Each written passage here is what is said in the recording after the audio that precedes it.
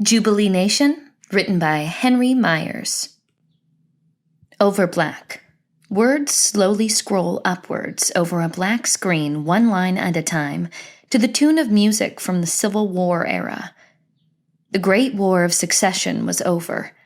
The South had lost. The Confederates had vowed to fight to the last man, but they could hold out no longer. They had to bear the unbearable. Freed Negroes in the South. What was left in its wake was a new nation, a new black nation, a Jubilee Nation. Fade in. Exterior, airport tarmac, day. Early 1960s. A billboard ad selling 62 Ford automobiles in background at a distance. Everyone dressed in early 60s attire. Tarmac is crowded with all-black spectators roped off from an all-black entourage, making their way to an airplane emblazoned with an apparent presidential seal. A gaggle of black reporters and photographers follow a regal-looking black dignitary. Nearly 80, dark-skinned, heavy-set with balding gray hair, surrounded by other black, important-looking VIPs. The entourage head to the plane. The crowd wave and applaud. A white attendant in servant attire follows close behind the dignitary. A white flight attendant deferentially hands out fresh hand towels to each passenger as they board. The dignitary embarks last. He turns and waves to the still cheering crowd. The plane takes off and flies over a large metropolis. Interior, aircraft main cabin, continuous. The reporters, photographers, aides, and staff settle into their seats. In a custom-made section, the dignitary engages in relaxed conversation with several VIPs. The flight attendants serve them drinks. The plane climbs further into the sky. Interior, aircraft cockpit. A black pilot and co-pilot monitor the flight controls, casually engaging in conversation. All appears normal. Exterior, airport tarmac. The spectators watch the aircraft climb into the clouds. They continue to wave and cheer at the plane. Interior, aircraft main cabin. Everyone on board comfortably reads, writes, or are engaged in normal passenger forms of activity.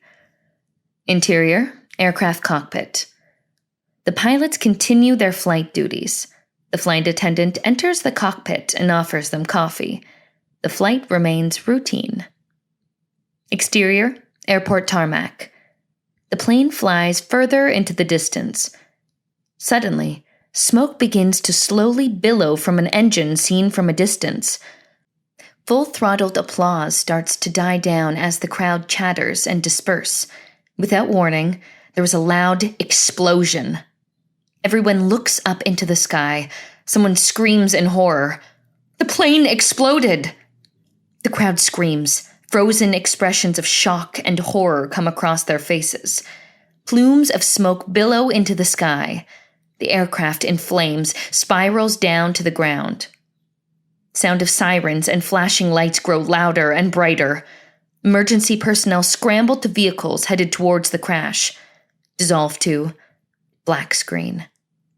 The din of cars, buses, and other sounds of a city coming to life are heard slowly rising to reveal. Superimpose, Atlanta, 1962. Exterior, city streets, daybreak. A hazy red sun is rising. A neon sign blinks, Lucky Strike cigarettes, on and off through the glazed glass window of a storefront. Superimpose, 6 months later. Series of shots of street signs seen to backdrops of various locations. Peachtree Street, Garvey Underground, Flatiron Park, Frederick Douglass Stadium, Harriet Tubman Raceway. At each location, affluently attired African Americans are seen walking dogs, jogging, getting into cars, etc. On a main thoroughfare, buses and traffic begin to move about on the city streets. The hum of car engines slowly grow louder. More and more people of African American heritage begin to appear on the streets, bustling about.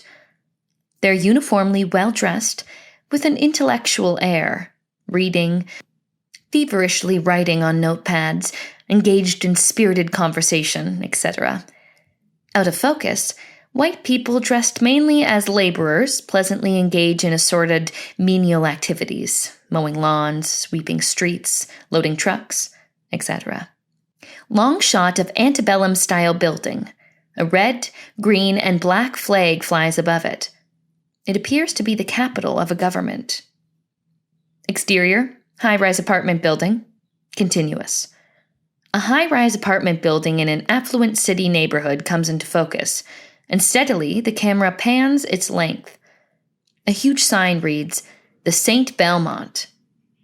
The camera moves up to the top floor patio of a penthouse balcony with high sliding glass windows that extend its length. It is immaculately furnished with expensive 60s-style patio furniture.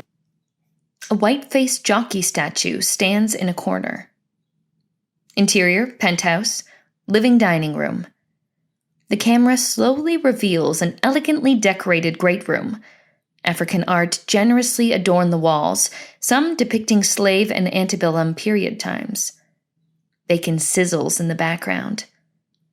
The muted sound of a television broadcasting the morning news is heard in the empty great room, dimly lit by early morning sunlight.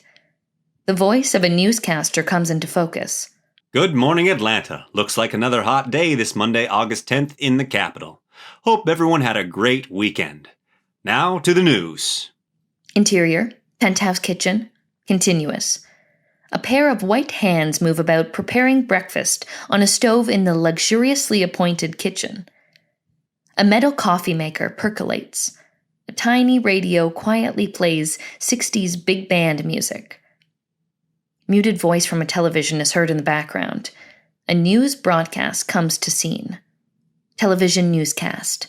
In other news, preparations continue around the city and nation for the 100th anniversary celebrations of the founding of our beloved UAASA, the United African American States of America. Sarah Simmons has a special report. Filmed footage. Footage of historical founding of the nation and backstory. Ends with footage of the upcoming presidential election and tragic death of the previous president. Yes, our morning is still great for our beloved President Garvey. Senator Thurgood Powell III is expected to defeat Senator Ulysses Bedford Kane in a landslide in November. Thank you, Sarah, and now to Tecumseh Early with the weather. Back to scene. Interior, penthouse bedroom. Luxurious, elegantly laid out, and oddly oversized. There is a series of shots of its accoutrements. Handcrafted curtains drape the expansive windows, a mahogany Italian dresser, a large framed black and white photograph of an attractive black woman modeling above it, a tiled shower of fine granite and bronze fixtures. An expensive Rolex watch sits on a nightstand. A paisley silk robe, monogrammed with the initials SJS, is draped over an outsized, stuffed chaise sofa near the bed. A radio alarm clock goes off playing early 60s jazz. Laying alone, sprawled across a king-size bed, is Symington J. Smith, 37, handsome, African-American of Caribbean descent. His looks reminiscent of a young Harry Belafonte. A wall is covered with accolades bearing his name. A journalism degree from Timbuktu University. A graduation picture with his richly attired parents. A photograph of him in combat fatigues in a Southeast Asia jungle with notebook in hand, posing with a similarly dressed photographer. A framed award for writing from New Negro Digest magazine. He sits up in the bed and stretches. He walks over to the curtains. We see the silhouette of his naked, athletic body open them to let sunlight in. Exterior, a park. Continuous, day, dawn. Dressed in jogging clothes, Symington runs through a park. He jogs past an idyllic series of visuals of the city that surround him. Trees, water fountains, park buildings, tennis courts, etc. He passes an imposing bronze statue of a stately black man with a plaque inscribed Ambrose Pickett Smith, 1838 to 1879. Interior, Symington's bedroom. Throwing off his jogging clothes, he sits on his bed and taps a cigarette out of a pack of Lucky Strike, putting it in a cigarette holder. Sweating, he pops a couple of Benzedrine in his mouth, washing them down with leftover wine in a glass. He walks naked into the bathroom. He pees. He turns on the shower and walks in, closing the glass shower door behind him. Interior, Symington in the shower. Symington soaps and washes himself. The camera pans his body from torso to foot and back again. A blissful look on his face suddenly turns into an unrecognizable glare. The water streaming down drowns out any sound. He turns his back to the glass shower door. His hands begin to move back and forth. The sound of the water starts to mix slowly with the increasing, intense sound of moaning. Water bombards his face, cascading down his cheeks. His eyes close. His breathing grows louder, faster, and heavier. Suddenly, his body shudders. His sweaty and intense expression becomes calm. His eyes slowly open as he takes a deep breath. Out of the shower, he gazes into the bathroom mirror, inspecting himself. He meticulously combs his naturally wavy black hair. Back in his bedroom, he dresses. Donning the Rolex, an inscription is seen. From Father on your 18th birthday. Jackson Edgeford Smith. Symington takes one last look in the mirror. His clothes are snazzy and urbane. He wears a stylish, Kent-designed black, red, and green cardigan sweater over a black turtleneck, gray straight-leg sharkskin trousers, and black alligator shoes. He exudes avant-garde 60s personified. He walks with an almost unnoticeable limp down a hallway to the living room and takes a seat at a huge contemporary dining room table. Interior, Symington's living dining room. Resting under the table is his pet English terrier, Jack. He sips a glass of orange juice and affectionately rubs Jack's head. Farnsworth, my black coffee, please. The hands seen earlier suddenly pick up the pace. They pour a cup of coffee and grab a newspaper. The figure of the man is seen from neck down, dressed in servant attire. He scurries over and lays out the paper and coffee. Thank you, Farnsworth. The man's face is revealed. Jameson Farnsworth Booth, early 40s, white, manservant to Symington.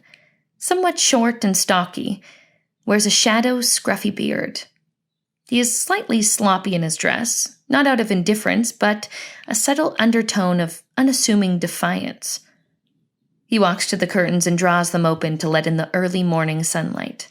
Good morning, sir. Will there be anything else? I've just picked up fresh grapefruit from the market. No, that will be all, Farnsworth. Gotta rush off.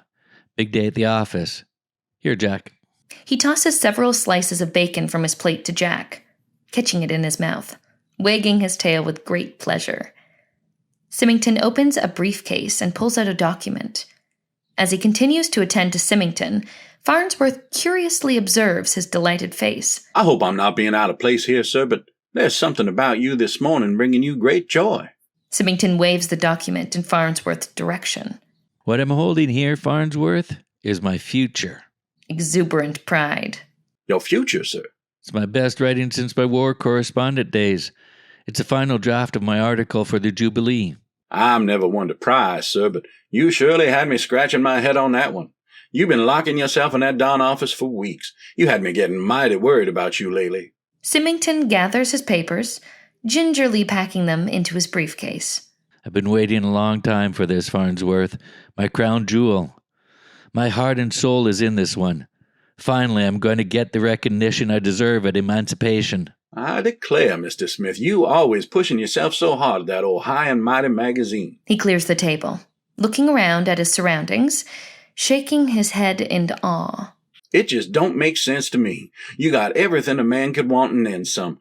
A lot of people will give their right arm to be sitting where you at. Symington gathers his remaining belongings as he prepares to leave. That's the problem. I've got everything I could possibly want, but there's one thing that eluded me all my life. Respect. Farnsworth continues to clear the table and other tasks to straighten the room. Now I'm real confused, sir. How can that be? Respect? Not every day somebody descended from the founding fathers of a nation. Ain't no place in this whole country you can go without seeing the name Smith. Smith here, Smith there, on schools, buildings, airports, everywhere. That stuff means nothing to me. Living my life off my name, family trust fund. I want to be known for me, not my family. I see it really anguishes you, sir.